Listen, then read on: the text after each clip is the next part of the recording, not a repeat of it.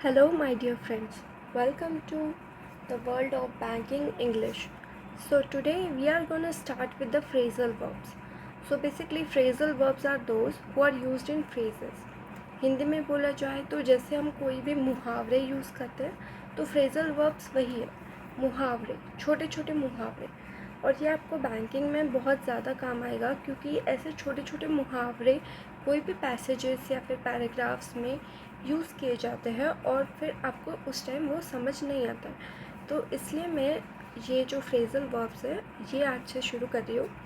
तो जैसे आप देख सकते हैं मैंने इम्पॉर्टेंट फ्रेजल वर्ब्स लिए जो कि रिकरिंग आते हैं बैंकिंग और या फिर कोई भी एग्ज़ाम्स में जो कि इम्पोर्टेंस रखते हैं starting from A and B. आज मैं ए लेटर और बी लेटर से शुरू होने वाले कुछ इम्पॉर्टेंट फ्रेजल वर्ब्स ले रही हूँ। तो फर्स्ट फ्रेजल वर्ब जो है वो है अकाउंट फॉर।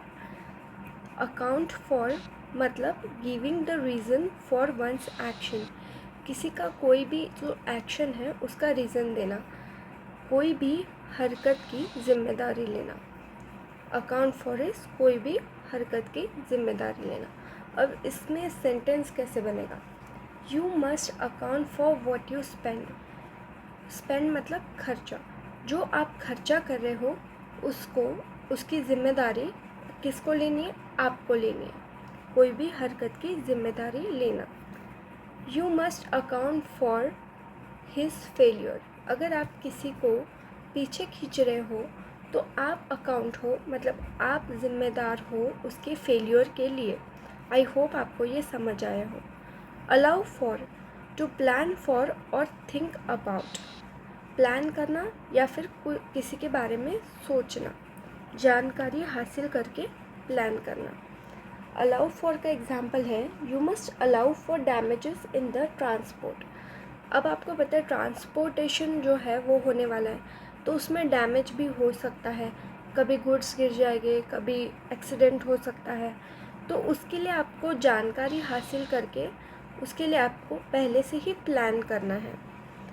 तो अलाउ फॉर इज पहले से प्लान करके उसकी जानकारी लेना, ठीक है। और एक हम एग्ज़ाम्पल ले सकते हैं इसमें अलाउ फॉर में। अलाउ फॉर में हम ये ले सकते हैं कि you should allow for the medical expenses. जैसे किसी को कोई बीमारी है तो ऑब्वियसली आगे जाके भी उसके मेडिकल एक्सपेंसेस होगा, तो उसकी आपको जानकारी होनी चाहिए कि कितना हो सकता है और उसके लिए आपको एक फ़ंड जमा करना चाहिए, मतलब प्लान करना चाहिए। So to allow for is to plan for और think about. Then we come to ask for. Ask for का मतलब क्या है? टू टॉक टू, रिक्वेस्ट और डिमांड फॉर समथिंग। किसी से बात करना, कोई चीज़ की रिक्वेस्ट करना या फिर कुछ डिमांड करना, किसी चीज़ के लिए पूछना। आस्क फॉर, हम किसी को पूछते हैं। तो इसका एग्जाम्पल क्या हो सकता है? Madhavi requested me to ask for her brother. अब माधवी ने मुझे उसके ब्रदर के लिए पूछने को बोला। तो क्या पूछने को बोला? कि उसका ब्रदर कैसा कर रहा है। तो मैं किसको पूछूंगी? उसके फ्रेंड्स को, जिनको उसके बारे में जानकारी है। तो टू आस्क फॉर इज किसी के बारे में पूछना या फिर उनको, जैसे एक छोटा सा एग्जांपल लेती हूँ। I want to ask you for that movie. मैं किसी चीज़ के लिए तुमसे रिक्वेस्ट कर रही हूँ, मूवी के लिए, कि तुम मुझे वो मूवी दो। सो किसी चीज़ के लिए पूछना, ठीक है। As simple as that. Ask after. Ask after मतलब किसी के लिए इंक्वायर करना और किसी चीज़ के लिए इंक्वायर करना, मतलब किसी चीज़ के बारे में पूछना। अब ये पहले क्या था? आस्क फॉर, किसी चीज़ के लिए पूछना। अब ये है किसी चीज़ के बारे में पूछना, दोनों अलग है। के लिए तो हमने पूछ लिया, के बारे में अब मैं क्या पूछूंगी? अब आस्क आफ्टर का क्या है? Madhavi requested me to ask after her brother. अभी उसका ब्रदर कहाँ है पूछा था, अब हम पूछेंगे कि वो कैसा है, राइट। तो जैसे हमने पूछा था कि मूवी तुम मुझे दे सकते हो क्या, right. I want to ask for movie. अब हम बोल सकते हैं I want to ask after how the movie went. मतलब अब मैं पूछूंगी कि मूवी कैसी थी। पहले मैंने मूवी आपसे मांग ली, अब मैं उसका रिव्यू जान रही हूँ आपसे। तो ये दोनों अलग चीज़ है। आस्क फॉर अलग चीज़ है और आस्क आफ्टर अलग चीज़ है, ठीक है। नेक्स्ट हम जा रहे हैं आस्क इन। आस्क इन मतलब किसी को इनवाइट करना। कहाँ? Inside, inside the house, inside the cafe, कहीं पे भी आप, जहाँ पे भी आप हो वहाँ पे किसी को भी आस्क इन करना। या फिर कोई ग्रुप में आप किसी को आस्क इन कर रहे हो। I want to ask in if you want to join our group, मतलब कि आप हमारा ग्रुप ज्वाइन करोगे क्या। इन मतलब अंदर आना, मतलब साथ में आना। आउट मतलब बाहर जाना, मतलब सेपरेट होना, ठीक है। तो आस्क इन मतलब किसी को अंदर आने के लिए पूछना। जैसे कि एक एग्जांपल है, I ask the guest in and offer them seats. मतलब गेस्ट को अंदर आने के लिए पूछा और उनको सीट ऑफर की।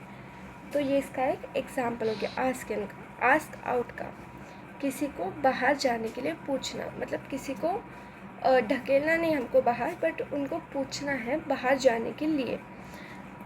Invite someone to go out, जैसे कि I want to ask you out to go with me for a lunch. किसी को भी, जैसे मैंने किसी को पूछा कि क्या तुम मेरे साथ लंच पे चलोगे, मतलब क्या हो गया, आस्क आउट करना। मैं उसको डिनर पे घर पे बुला रही हूँ क्या, नहीं। अगर मैंने बोला I want to ask you in for a dinner, मतलब तुम डिनर के लिए मेरे घर पे आओ। नहीं तो फिर I want to ask take you out for dinner, मतलब मैं तुमको बाहर जाने के लिए पूछ रहा हूँ। तो आस्क इन और आस्क आउट में भी फ़र्क है। तो आई गेस आपको समझ आ गया होगा। Ask for, ask after, ask in और आस्क आउट, ये सब अलग चीज़ है। तो एग्जाम्पल्स के साथ आपको इजीली समझ आएगी। अब हम जाते हैं आंसर बैक। आंसर बैक का मतलब क्या होता है? हियर बैक, वापस जवाब देना। तो इसका जैसे एग्जाम्पल हो गया आंसर बैक का, she insulted me in the public and so I wanted to answer back. अब उसने मुझे पब्लिक में इंसल्ट किया है, मुझे उसको वापस जवाब देना था, मेरे को इच्छा हुई। अब इसका हम एक सिंपल एग्जांपल लेते हैं आंसर बैक का। My teacher asked me a questions and I could not answer back. Teacher ने मुझे क्वेश्चन पूछा बट मैं आंसर बैक नहीं कर पाई क्योंकि मुझे आ नहीं रहा था। या फिर teacher asked me a question and I answered it gracefully, answered it back graceful. Teacher ने मुझे क्वेश्चन पूछा और मैंने बहुत अच्छे से, ग्रेसफुली मतलब बहुत अच्छे से मैंने उसको आंसर भी दिया। तो आंसर बैक का ये हो गया। अब ए के हमारे यहाँ पे ख़त्म हो चुके हैं। अब यहाँ से नीचे है पूरे बी के, ठीक है। अब बी में कैसे हैं? Back away. अब बैक अवे का क्या मतलब हो गया? एक कदम पीछे लेना, टेक अ स्टेप बैक। ये आपको अच्छे से ध्यान में रखना है एग्जाम्पल के साथ, तभी ये आपको आगे जाके आएगा। तो टेक अ स्टेप बैक मतलब क्या? एक कदम पीछे ले लेना। तो जैसे इसका एग्जाम्पल हो गया बैक अवे का, When Padma saw a snake in the garden, she backed away in fear. Padma ने एक स्नेक देखा, वो डर गई और उसने एक कदम पीछे ले लिया। या फिर I backed away from a dog. मुझे डॉग से डर लगा, मैंने एक स्टेप बैक ले लिया। या फिर I backed away from a body builder. एक बॉडी बिल्डर था, मुझे डर लगा, I backed away. कुछ भी हो सकता है, मतलब एक कदम पीछे ले लेना कोई भी चीज़ से। बैक आउट, बैक अवे और बैक आउट अलग है। बैक अवे मतलब एक कदम पीछे लेना, बैक आउट मतलब मैं ये करूँगी नहीं, मना कर देना, refuse to do. Back out का मतलब है I agree to go on a picnic but when the bus was there I backed out. बस, मैंने बोला ठीक है चलो पिकनिक को चलता है, बट बस आ गई, मेरे को पता नहीं क्या लगा, आई एम बैकिंग आउट, मैं नहीं जा सकती, मैंने मना कर दिया, मैं सीधा अपने घर वापस चली गई। तो इसको कहते हैं बैक आउट, मतलब रिफ्यूज़ टू डू, मतलब करना ही नहीं है। बैक अवे मतलब एक स्टेप पीछे लेना।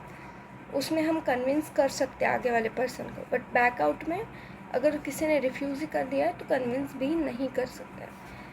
तो बैक आउट और बैक अवे का आई गेस आपको डिफरेंस समझ गया होगा। फिर हम देखते हैं बैक अप। बैक अप का क्या मतलब है?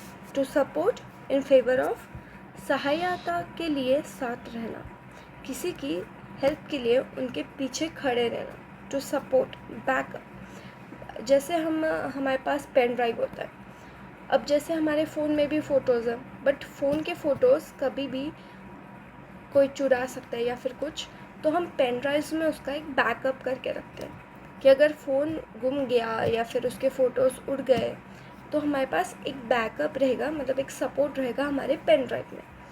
तो इसे ही कहते हैं बैकअप। तो इसका एक एग्जाम्पल ऐसा भी है, the government backed up the woman in the implementation of prohibition of liquor. My friend did not back me up in my difficulty. मेरी फ्रेंड ने मुझे साथ नहीं दिया, बैकअप नहीं किया।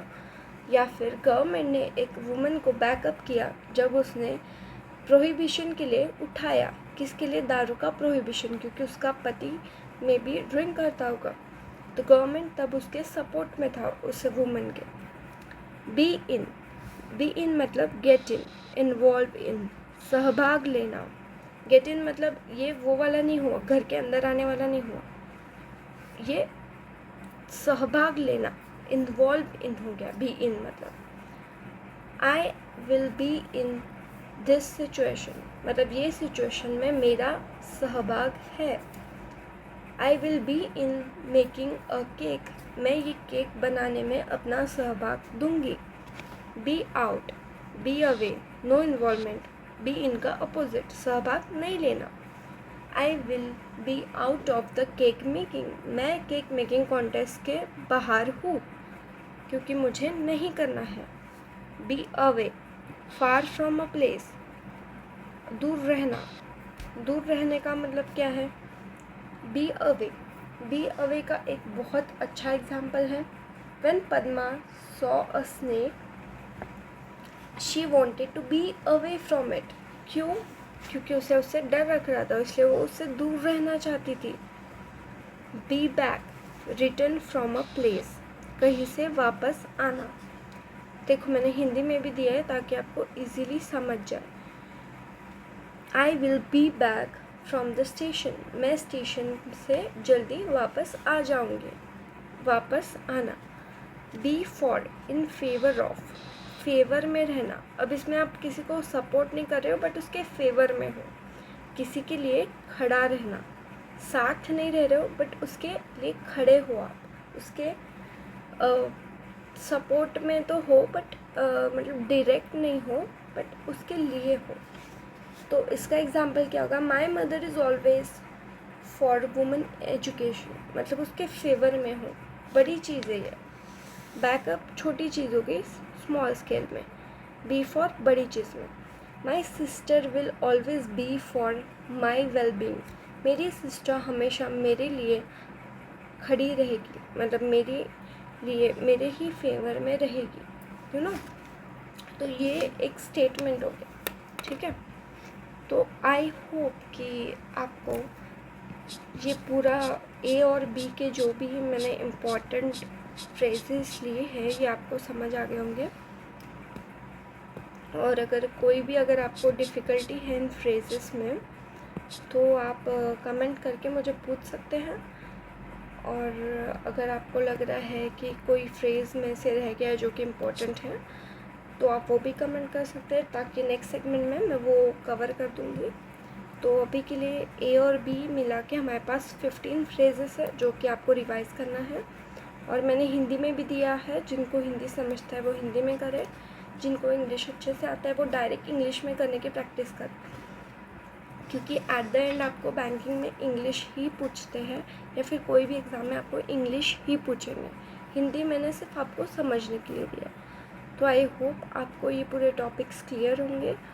और अगर कुछ क्वेरीज़ है या फिर कुछ भी है तो आप कमेंट कर सकते हैं। और अगर आपको पसंद आया तो do subscribe. Thank you so much.